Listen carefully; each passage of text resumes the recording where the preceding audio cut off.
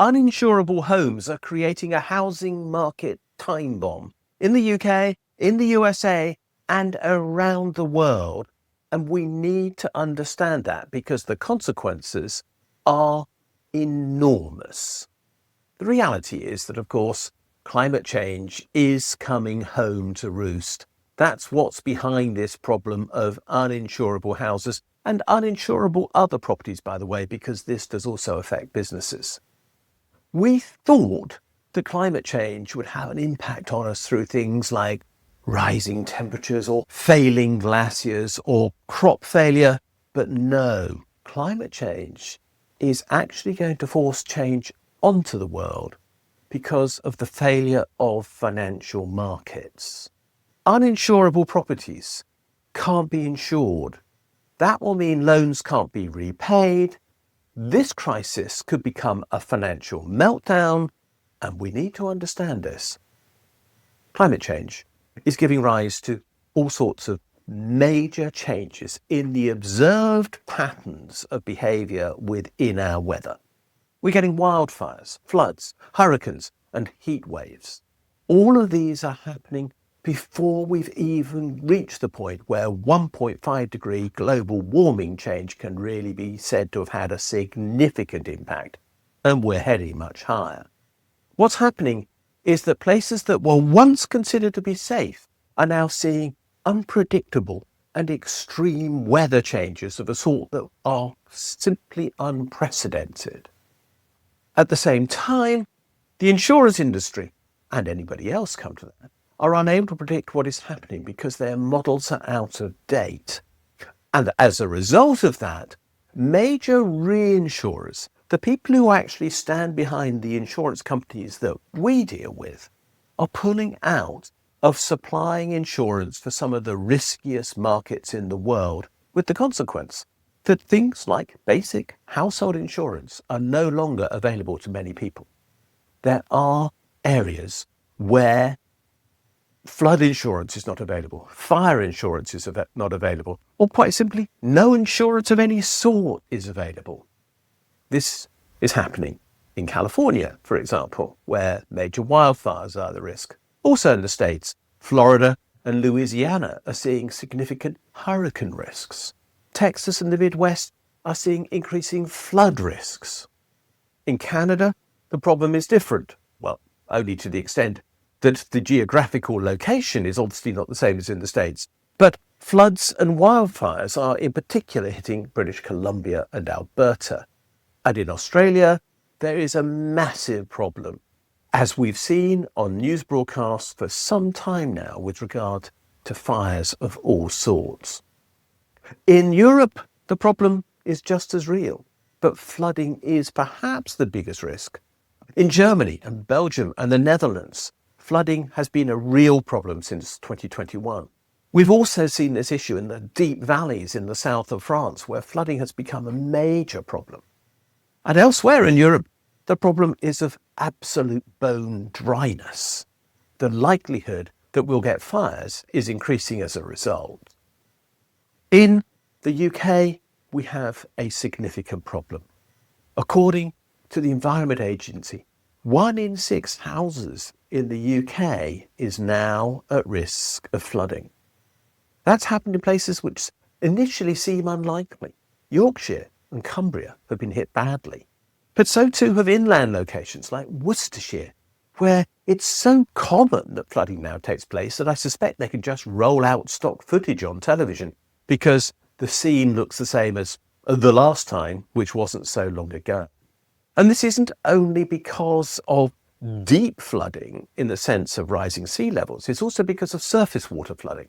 There are major problems in many urban areas in the UK because our drainage systems just aren't up to taking water away. We've got a problem with coastal erosion as well. In Norfolk, East Yorkshire and parts of the west of Wales, whole communities are a threat from collapsing into the sea. And that's happening. It's thought that at least 21,000 homes in the UK might disappear by 2100. And that's an estimate from the UK Climate Change Committee. In the south of England, the problem is different. The problem there is extreme dryness. The south of England is largely clay-based, and on clay soils, the problem of dry weather becomes shrinkage. And the result of that is subsidence.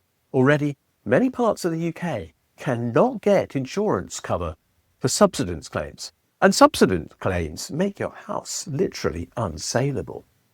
So where we're seeing this is varied, but perhaps the most surprising of the areas where this is becoming a problem is in the London suburbs.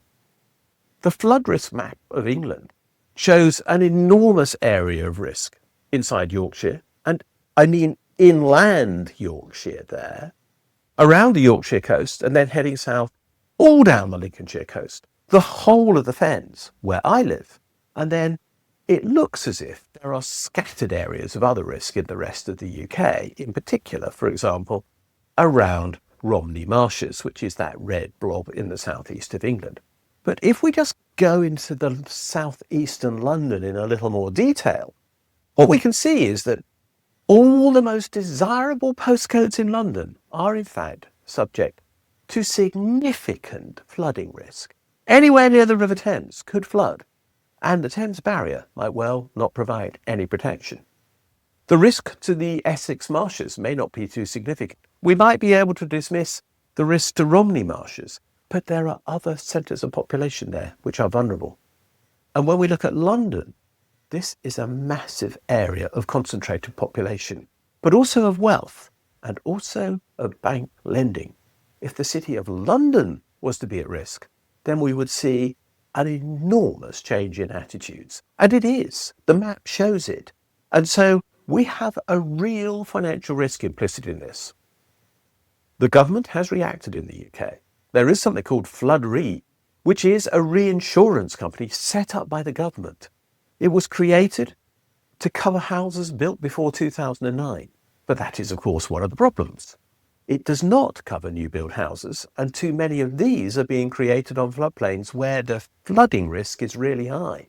It also does not cover businesses, and 85% of all commercial lending in the UK by value is believed to be against properties which are at flood risk. In other words, there's a mortgage on that property. If it floods, the mortgage might fail and the bank will be in trouble. So the government's measures at the moment do not mitigate the risk in a very real way. What are the consequences? We're seeing rising insurance premiums. Some houses are paying up to £1,000 and maybe quite a lot more for additional premiums to cover flood risk.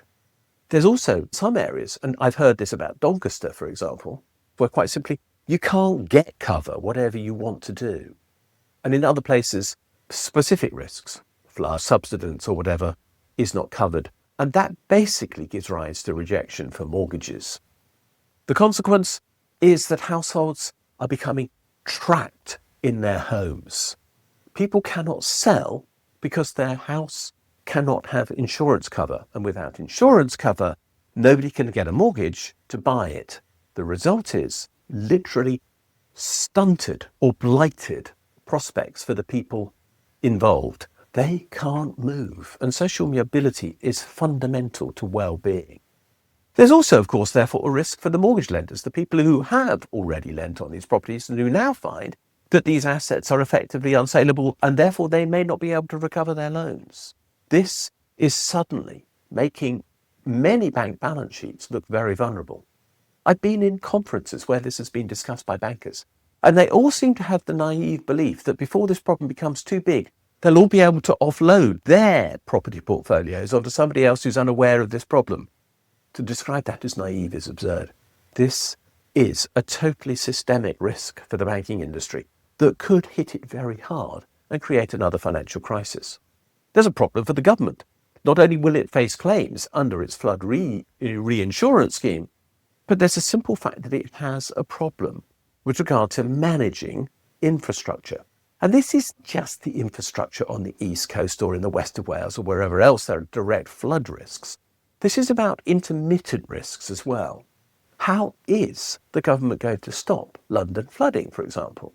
Once may be unfortunate, twice would look like carelessness. The third time it happens, people will say it's time to up sticks and move. How is the government going to manage this internal migration that flooding might create in the UK? As far as I know, there is quite literally no strategy for this at all. And yet it is a very real risk that the government needs to face. And of course, we see the risk of market meltdown in some parts of the UK as people try to leave as a matter of panic virtually. But there will be other parts where, of course, there will be excess demand for property because it's on relatively high ground. And there will be some odd places where both these conditions could apply. I happen to live in Ely in Cambridgeshire. Ely is an odd big lump of clay sitting in the middle of the fens. My house is 100 feet above sea level. That's great, except that we'll be an island if flooding happens, and so there will be no communications in and out except by rowing boat. All of these things matter, and none of them appear to be planned for. But when it comes down to what creates the need for decision-making, banking is the area where this risk is going to hit home hardest. Quite simply, banks are facing the risk of bad debts, and bad debts petrify them, and therefore they'll demand action. So what can we do? First and foremost, all those who deny that we can do anything about climate change need to wake up and smell the coffee. We can and we should do things to tackle climate change. We can and we do need to transform our economy so that we recognise the risk that climate change creates for us. We need to create sustainable energy sources. Whatever the far right say, our future is in sustainable energy. We need to phase out the use of fossil fuels. Whatever Tony Blair might say, we cannot rely on fossil fuels as the basis for our future economy. We might well need to reduce consumption of some goods and services, particularly those that are consumed by the wealthy. For example, the time for an airline tax has arrived. There is no excuse for excess global travel for leisure. We need to build flood defences. There is no excuse for not doing so. And we have to start now or we won't be ready. And we've got to stop building on floodplains. At the same time, we've got to protect our transport systems. The example I've just given of my home, though is safe with regard to flooding, but may become impossible to live in because there'll be no roads into or out of the community where I live, is a situation where thinking about transport is essential if future viability is possible. In some parts of the country, we have to look at how we are going to manage planned relocation because nothing else may be possible. What is the support that's going to be provided? What's the compensation for lost homes? Who's going to pay it? Why? At what value? All of these things need to be addressed. And we need to address that potential risk of an internal refugee problem, which may be as destabilising as any other refugee problem that we'll ever face and be just as unpopular. There might be a staggering cost of building new houses in higher areas. Who's going to bear that? Who's going to do it? Who's going to coordinate it? I don't know the answer to these questions. And if everyone floods out of London, literally because of flooding, then there's going to be another crisis because it is the most densely populated part of the UK. And if people leave, we need to find new accommodation for them. And in the background, there's all this risk of failing banks. And at the same time, the risk of a massive loss of productive capacity in this country.